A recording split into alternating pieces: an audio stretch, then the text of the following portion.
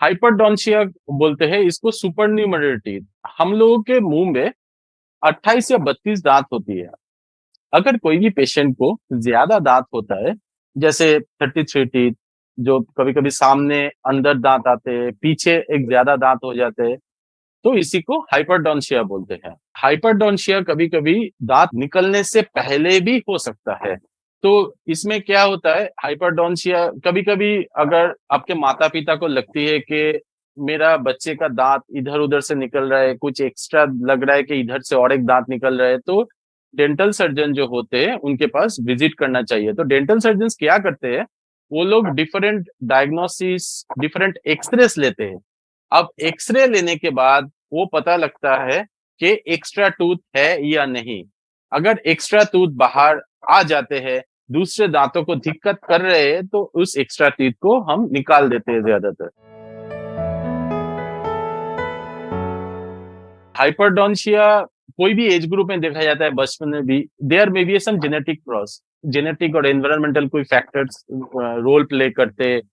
कभी कभी जो कोई जीन, कोई कभी कभी जीन होते हैं, कभी मम्मी या पापा के अंदर अगर सुपरन्यूमररी टीथ होते हैं, कभी कभी बच्चों को भी कभी कभी दिखाया जाता है उसमें।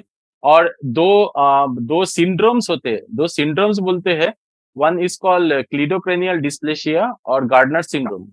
ये दो सिंड्रोम्स होते हैं जिसमें ज्यादातर सुपरन्यूमररी टीथ देखा जाता है। मेनली ये जेनेटिक और एनवायरमेंटल फैक्टर्स के लिए ही होता है।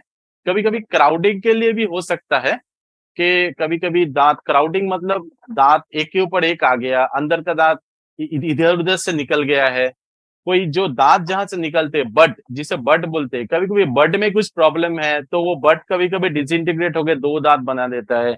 इससे आपका हाइपरटोन्सिया होने का चांसेस है। ये दिक्कतें पैदा कर सकते हैं। क्राउडिंग बोलते हैं, क्राउडिंग मतलब एक के ऊपर एक दांत कभी कभी आ जाते हैं। तो एक के ऊपर एक दांत आ जाने से देखने में भी अच्छा नहीं लगता, क्योंकि एक दांत आगे एक दांत पीछे, एक दांत एक्स्ट्रा बाहर आ गया, तो टेढ़े मेढ़े दांत होने की वजह से दांत का सेटिंग बिगड़ जाते हैं। और ऊपर से साफ करने में दिक्कत होते हैं। अगर साफ करने में दिक्कत होती है तो डिफरेंट इन्फेक्शन होने का चांसेस है और दांतों को खराबी पहुंचा सकती है। नेक्स्ट है इम्पैक्शन। इम्पैक्शन मतलब इम्पैक्ट मतलब दांत कभी कभी नीचे फंस जाते हैं, बाहर नहीं आ पाते हैं।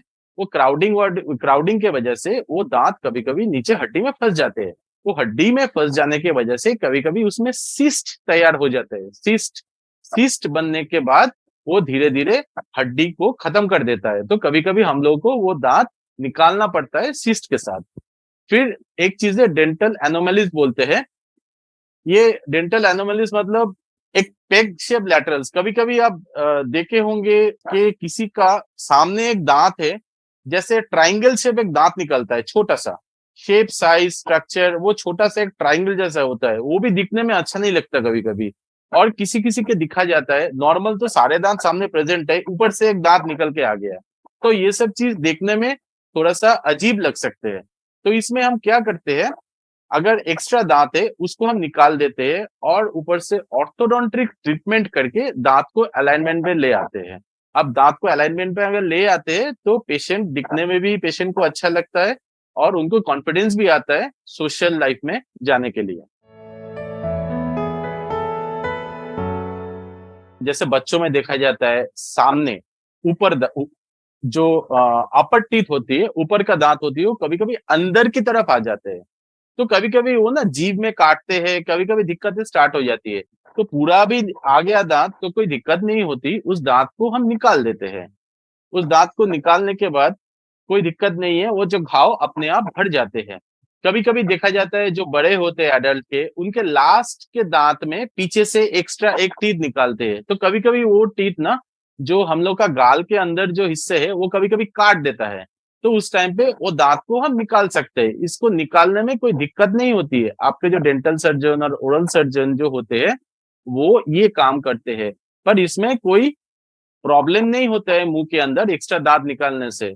पर इसके एक्स्ट्रा दांत निकालना इसलिए पड़ते हैं कि वो बाकी दांत को खराब करने का चांसेस होता है और साफ करने का दिक्कत होती है लोगों को, इसलिए हमको एक्स्ट्रा दांत निकालना पड़ता है।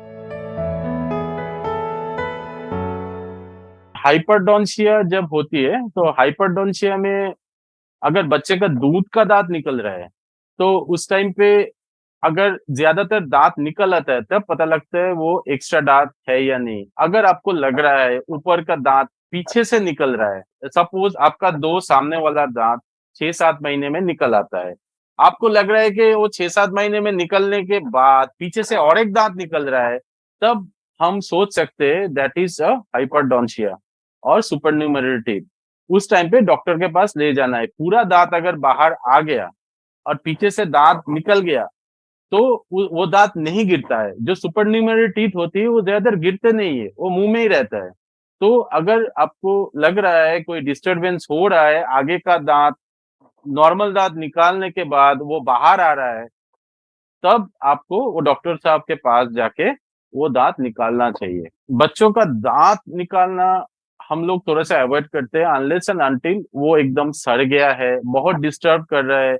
सुपरन्यूमरी टीथ और जो हाइपरडोंसिया है, एक्स्ट्रा दांत है, वो अगर डिस्टर्ब कर रहा है तब हम एक्स्ट्रा दांत को निकालते हैं। नॉर्मल दांत को हम लोग निकालने के लिए अवॉइड करते हैं ज्यादा, क्योंकि उसमें हम लोग पल्पेक्टमी बोल के एक ट्रीटमेंट है, रूट कनाल टाइप का ट्रीटमेंट है। बड़े को रूट कनाल बोलता है, छोटे को पल्पेक्टमी बोलते हैं।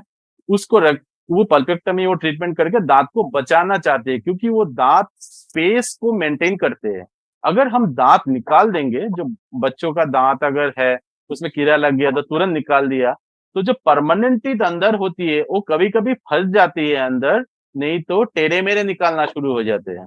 तो इसलिए हम लोग थोड़ा सा बच्चों को अवॉइड करते हैं दांत निकालने के लिए, except if this that is a hyperdontia. कुछ पेशेंट्स आते हैं कि सोचते हैं कि डॉक्टर साहब वो एक्स्ट्रा दांत निकाल दिया तो आंखों के रोशनी चली जाएगी। मैं ये बात बोलना चाहता हूँ, ऐसा कुछ साइंटिफिक एविडेंस नहीं है, ऐसा कुछ भी नहीं होता है कि दांत निकालने से रोशनी चली जाएगी। ऊपर से वो दांत क्यों निकालना पड़ते हैं? बाकी दांतों को बचाने के लिए वो दांत निकालना पड़ता है।